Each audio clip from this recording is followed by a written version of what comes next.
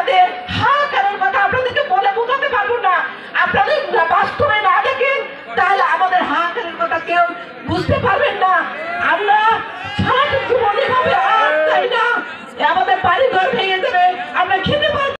দুই ধার দিয়ে অর্থাৎ তিস্তা মাছ দিয়ে প্রবাহিত হয় না। অনেক ধরনের টটকা চিকিৎসায় এই তিস্তা আজকে 1.5 থেকে 2 কিলোমিটারের যে তিস্তা নদী, সেই নদী আজকে এখানে আমাদের যে তিস্তা নদী রয়েছে প্রত্যেকেই বলে এটিকে শাসন করা হবে, কিন্তু সেটি হয় না। আমরা চাই আজকের এই উপদেষ্টা মহোদয়ের কাছে যে তিস্তা নদী স্নান করা হোক। আজকে তিস্তা পাড়ের মানুষ স্বপ্ন দেখছে যে তিস্তা মহাপরিকল্পনা বাস্তবায়ন হবে, সেই পরিকল্পনার আমার দুঃখ কাইও দেখে না, আমি ভোলায় আজ যাই। এই যে ভাই কয়দিন আগত আসছিল হাসিনে, আমার বাজপুর বাড়ি হল রাজপুর, মানে রাজমণি রাজার একটা ইউনিয়ন রাজপুর। এই রাজপুর বাড়ি দেয় বুড়ে হয়তো দাড়ি পাচ্ছে। এই ভোলার দেখতো, ইনসাদক দেখতো, হাসি দেখতো, এমন সুন্দর কথা কয় পায়ে আমার কুলগুলে করে তরি ফকরিয়া যায় আর তিস্তার কাম করে না।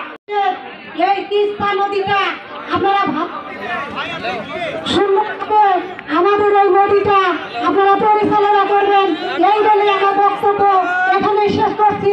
আল্লাহ হাফেজ। হারাগাছ, কাউনিয়া, তিস্তা খুবই ডুবি আছে। আমি একটা অসহায় লোক বলতেছি, তাদের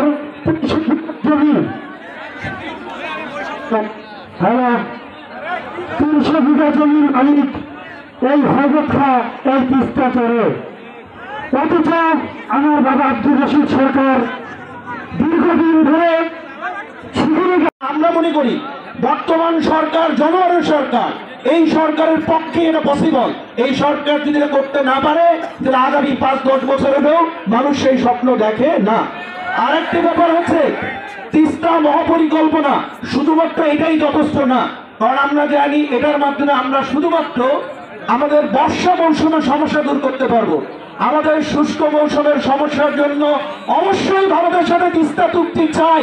আমরা চাই বর্তমান সরকার ভারত সরকারকে স্ট্রং প্রেসার দেবে যে আমরা তিস্তা চুক্তি চাই। আমরা সরকারের কাছে চাই এই করাল তিস্তা বর্ষাকালে আর দর্শনে প্রশস্ত হয়ে আমাদের আবাদ ফসল সব ভাসিয়ে দিয়ে যায় এবং আমাদের বাড়িঘর ভাসিয়ে দিয়ে যায়। তাই আমি